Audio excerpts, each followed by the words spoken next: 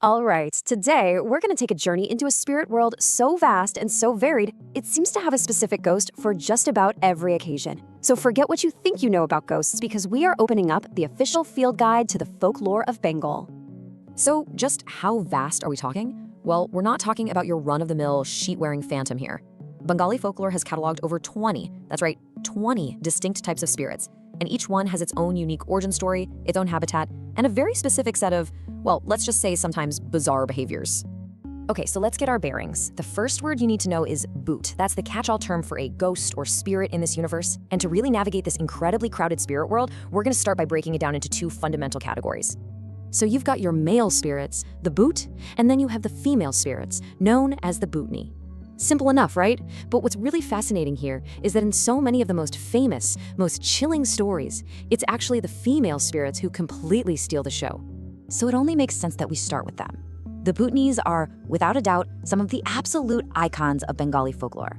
Each one is a legend in her own right. Let's meet a few of these leading ladies of the afterlife. First on our list is the Nishi.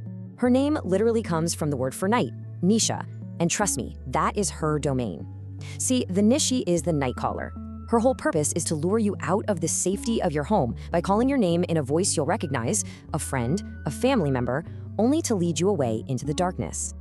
And this line, it just perfectly captures her terrifying gimmick. She's the one who calls, but no one wants to follow. Because if you answer that familiar voice, if you step outside, well, that's probably the last mistake you're ever gonna make. Up next, meet the absolute master of the bait and switch, the churel. She'll appear to you as this stunningly beautiful woman, basically designed to draw you in. But there's always a but, isn't there?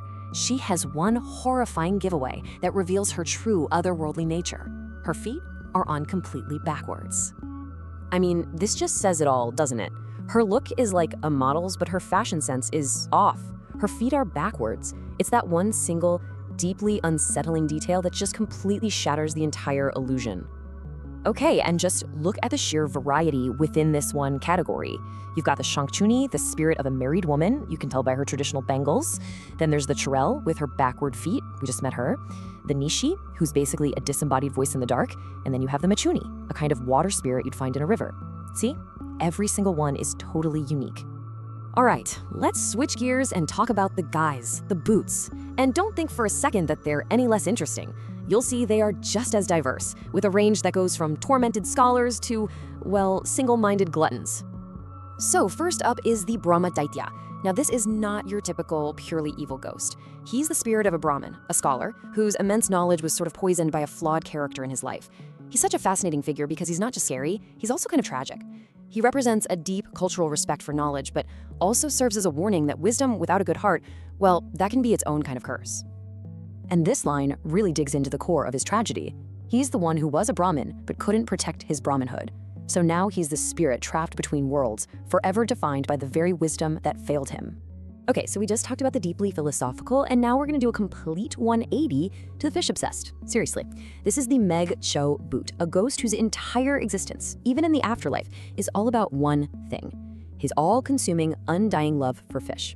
He's not haunting riverbanks to terrify humans. Nope. He's just trying to steal their dinner. You gotta love this one. Fish is his love, and not even being a ghost can keep him from it.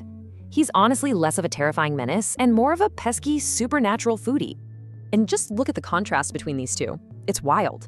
On one hand, you have the Brahmadaitya, this complex, tragic scholar ghost wrestling with his past life. And on the other, the Mashabut, a ghost who just wants to snag your catch of the day. The range here is just absolutely incredible. Okay, let's shift the tone a bit, because now we're venturing into a truly unique and honestly much more chilling category. These aren't just ghosts of people who happen to die. No, these are spirits that are fundamentally tied to the cremation grounds themselves, literally born from fire, ash, and ritual. First, you have the Shemshin Boot, whose home is death and neighbor is silence. Then there's the Dam Boot, the spirit of the cremation ground workers, the one who lit the fires now trapped by them. And finally, the Konkel Boot, the literal skeleton ghost, whose body is gone but whose terror remains. All right, so feeling a little spooked yet?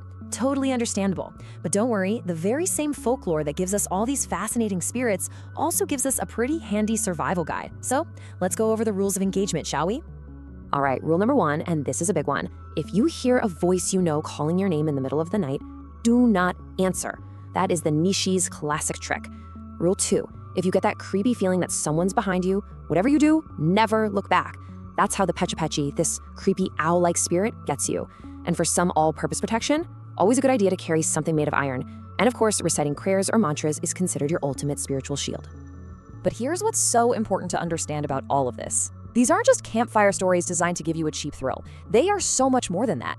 They're like cultural time capsules, little windows into the hopes, the fears, and even the dark histories of a society. And this right here really gets to the true power of folklore. Take the figure of the Dayini, or witch. The story of the Dayini isn't just about some evil spirit. It's a reflection of a genuinely dark chapter of history, one filled with superstition, social panic, and the very real tragic persecution of women, often based on nothing more than a rumor. So when you look at it that way, these stories force us to ask a much bigger question. They aren't really about spirits hiding in trees or lurking by the river. In a way, they're about us. They reflect our morality, our collective anxieties, our hidden histories, which leaves us with one final thought. What do our ghosts say about us?